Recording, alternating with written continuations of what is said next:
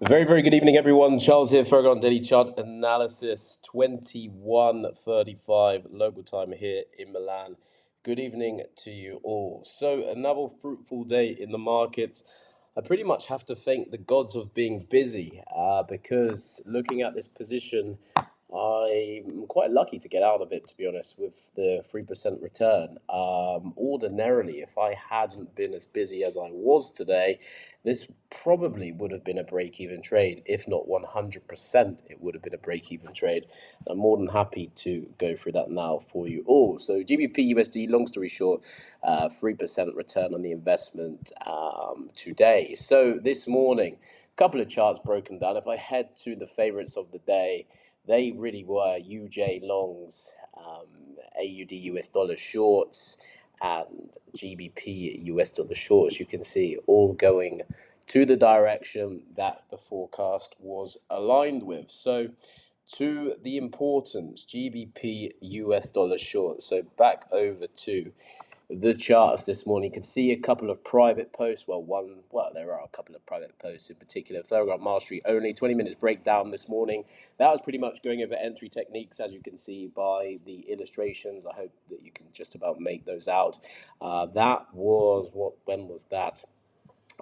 Updated 12 minutes ago, but 14 hours ago. So it's been a very, very long day, I have to admit. If we take that back a step, UJ, that was the plan of entry, AUD US dollar, just waiting for price really to develop first as a result of not really having that higher time frame confluence by way of order blocks. We were just using area highs or session highs, wick imbalance within that weekly order block looking to short, but you do need confirmation first and foremost, particularly because those wick imbalances had been used, in my opinion, so we needed to see price develop. And then to GBP USD, that again was a private post.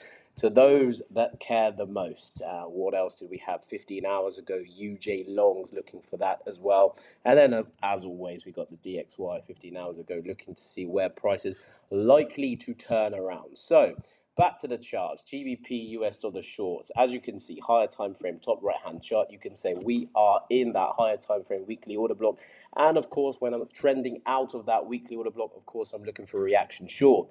Supported by that weekly order block, refined within that area, bottom right hand chart, you can see the daily order block. That is the only daily order block refined within that area. And as I always say, once you refine your areas from the higher time frames, you need to start refining within that area. There is a reason why this weekly order block is a point of interest. It is the highest weekly order block in and around this area. Therefore, once I select it, we're using the wick imbalances, refine those areas down, we find ourselves here within that daily time frame, the only daily order block there. If I drag that white GAN box across for you to see, and as you can see, last week, Friday, the 1st of May, we tapped in, wicked out, using that now as a wick imbalance for confluence to take price short.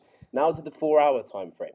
Little bit it's not complex, it's just one that we have to take into consideration. We can absolutely say that as a result of price in and around this area, we have most certainly broken structures to the highs, i.e. this area and this area. So technically, we are in a push phase in the market. That's a higher high followed by a higher low, anticipation potentially of a higher high continuation. However, I'm not able to take a long position on GU as a result of being, of course, as you can see, within that higher time frame weekly order block. My higher probable setup, in my opinion, will be shorts using the overall confluence of the higher time frame. And in addition to that, I should say, the DXY, I'm overwhelmingly long bias on the higher time frames as well. If I just bring your attention just quickly to the DXY, just looking pretty much at the inverse operation. Look at the weekly time frame, weekly order block, looking for price to be driven higher out of that weekly order block. Then we go to the daily, refine the area down, just like we're doing on GBP US dollar. We've got that daily order block. Why? Well, it's the only order block refined within that weekly order block. Therefore, for me, it's a point of interest. Therefore, I need to start refining areas down, understanding what price action is doing, more so on the 4-hour, to understand where and when is a DXY likely to turn around. And most importantly, when I get that direction correct, I'm then heading down to the 15-minute time frame where it looks incredibly messy, but I'm just trying to anticipate where price would look to turn around. Admittedly, I wasn't able to actually pay close attention to the DXY today. My sole focus was on GBP US dollar. I didn't have the time or to be honest, the patience being off of my laptop and off of the desktop, literally just using my analysis of which I've done today. Then I'm out and about on my phone looking to actively trade. I didn't have the capacity, I'll be honest, with what I was doing today to be able to check the DXY whilst looking to execute positions on MT5 and on MT4, with taking the short on GU. So back to GU, we got to the 4-hour time frame. We understood that we were looking for that higher high out of this 4-hour time frame. However, we didn't make that higher high, and in fact, price then was driven back down. Price came back up again, failure to make that higher high initially. Therefore, my thought process was this was not then a higher low. It couldn't have been because we didn't make a higher high. So technically, if we hadn't made a higher high, then potentially price is in a potential phase to then make a low back down into where? Well, where is price respecting? Have a close look and attention at that 4-hour 50 EMA.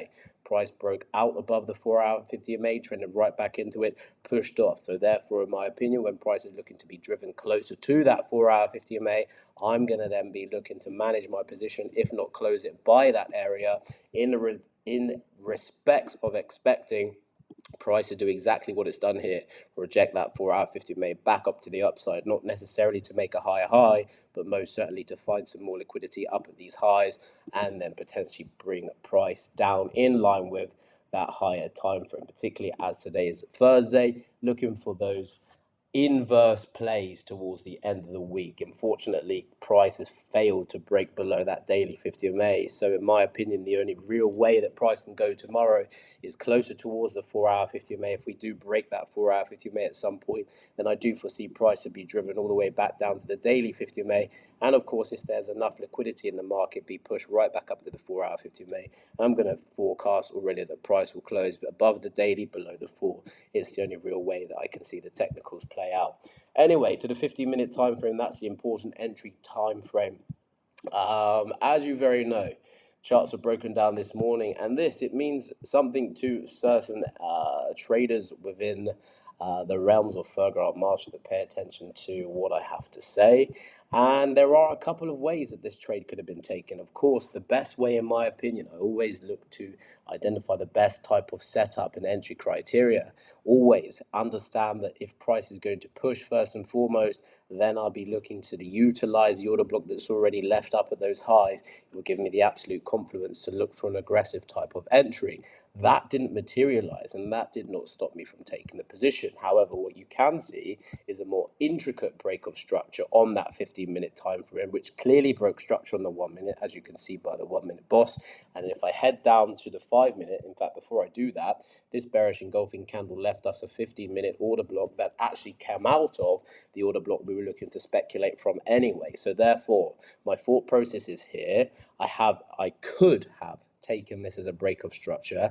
I didn't identify it as a break of structure, but I understood if my line had simply been moved up and I'm incorrect, then what you can see is the pattern materialize straight away. We've had a break of structure. Identifying that break of structure, can I attribute that break of structure to a valid point of interest? Here is a 15-minute order block, in my opinion, that broke or gave that break of structure.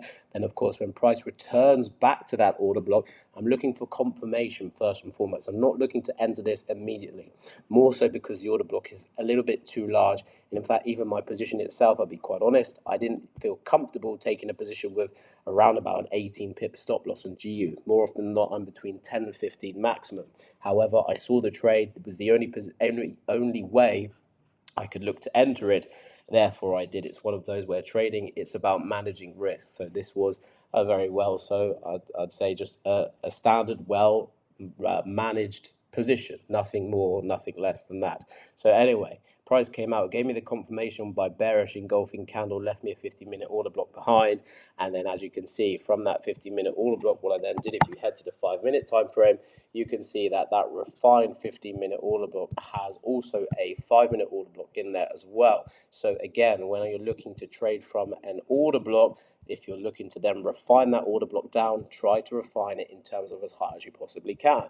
Therefore, what we see, we've got that break of structure on the 15, break of structure on the 5. You you can see also. And of course, if I head to the 1 minute time frame, this is also a nice break of structure on the 1 minute time frame. So we've had confirmation, we've had the setup, confirmation here, price come back into the highest order block, and then I'll be quite honest, I hit a sell straight away as soon as price got there.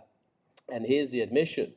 As a result of this being my category of aggressive type of entry criteria, based on, well, I took it in an aggressive method. As a result, we didn't have this break that I wanted on the 15, and I didn't quite, in my journal, this hadn't been journaled as a conclusive break of structure on the 15-minute time frame. It was sort of in the middle. It wasn't truly clear.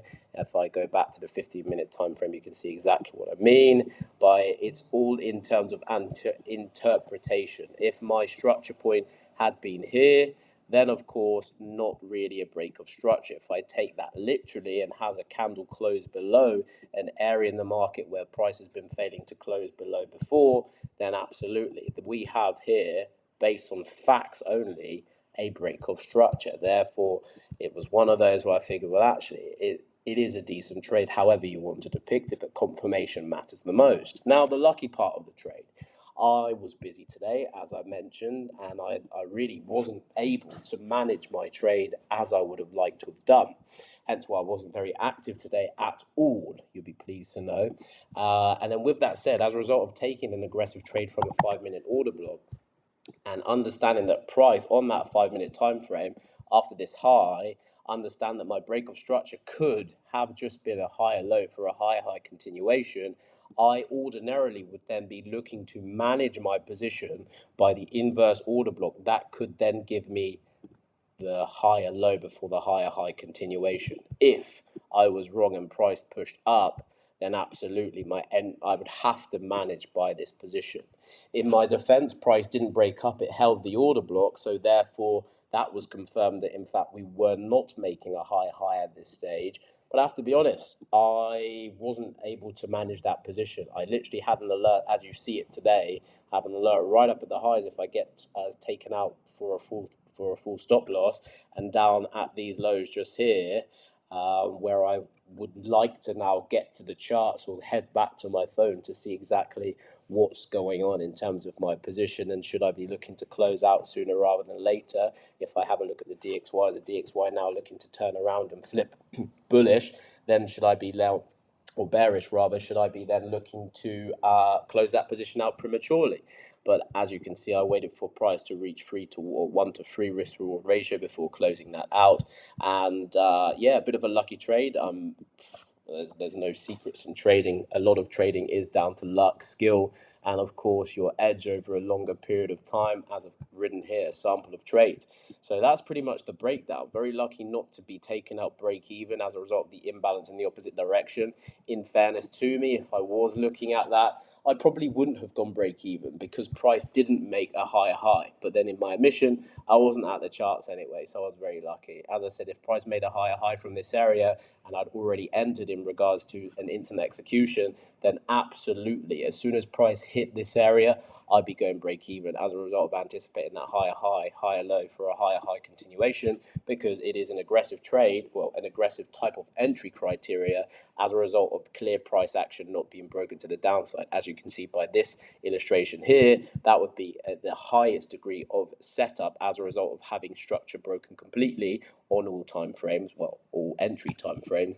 Look for a price to return, then of course you'd be looking for an aggressive entry down or up at those highs. So a good day nevertheless. Thankful that I was busy. It's one of those where I wouldn't honestly know what I'd have done in that situation, but based on my strategy itself, my strategy would have told me to leave that position as a result of my entry then not making a higher high. Perhaps, I'll be honest, that if price made a higher high at this point, it's difficult to say. It's one of those where price went to take profit, and I'll journal it as a good trade. And that's pretty much it, ladies and gentlemen. No other positions were taken today. The DXY didn't do as anticipated. Let's just head over to the charts today. What did I put in terms of the DXY? Let's have a look. 15 long hours ago. DXY, time to move longer term. Yeah, as a result of looking at those areas, forecasting that price would hit those areas and look for a turnaround. And did price hit those areas? Well, not to the T, I have to admit, but price eventually pushed up and helped, of course, that GU short position. What else do we have in the markets? US dollar JPY. Price didn't quite hit those order blocks that I was anticipating, but nevertheless, price went in the direction. So again, as I always talk about, being a good forecaster, a good an analyst of price action structure, and having that market awareness is absolutely fantastic. And then all you need to do is wait for your setup to materialize, and that, of course, is your trader element. As I always mention, everyone and anyone can analyze the charts, but can anyone trade? There is a difference between the two. So UJ went to the direction, but I did not get an opportunity to take that. AD US dollar, of course, that also went to direction. As I said, I was busy, just live now. I can see whether or not I would have had an opportunity on that. Probably not. Price didn't. In fact, better if I go to the 15. Price, did it come to my 15-minute order block? Well, in fact, this 15-minute order block was mitigated, so there wasn't a hell of a reason for why price would want to get to that. Of course, you can see the illustration, the better scenario, price break and pull back. The worst case scenario, be looking for some kind of intricate break of structure like what we had on GU. So if I highlight this area here, see if we can get the break and then a pullback. Let me remove that for a moment, and this and this. And as a result of this order block, you can understand exactly what I meant, that we wait for a price to break, pull back, leave us with an order block, and then look for the short position down. So we can see break of structure. Do we have a 15-minute order block at all? One there, no, not available. The only valid order block I'd have would be here, and then price, of course, did not return. So I wouldn't have had an entry on AU either. Again, just highlighting that we mark these potential setups, but there's not always a way to take them, as you can see by my illustrations. Always planning well in advance before price is actually at those areas. So this alert, well, it triggered, but it didn't mean too much because price never returned after the break. That's pretty much it. Just give you a return back to GU, forecasting price to, of course, roll all the way down to the 4-hour 50 MA. But I'll be honest, because I was quite lucky with this position, I figured 1 to 3 is a very good return on the investment, considering it was a bit of a lucky play, I must be honest. But nevertheless, that is trading. And as always, team, I hope you gain a little bit of an insight from my breakdowns. Do put a lot of effort into doing them for you, all free of charge. So, of course, I do hope it helps. If it doesn't help you, it sure helps myself when I look to recite back to all of my analysis. It just helps with journaling as well. So as well as good enough for you, it's certainly helpful for myself when I can hold myself accountable to every position pretty much that I've taken on live accounts, on all accounts. These are pretty much what I put in my journal, in line with screenshots and in line with having myself accountable to the positions that I take. So I do hope they're helpful for you guys. I'll keep it there. You'll more than likely hear from me tomorrow morning at some stage. All the best in your training journey. And again, as always, thank you very much for your support across all the platforms. It is appreciated, and I see all your messages, all good and also bad. So hang in there. Thank you very much. Take care. Charles, good night.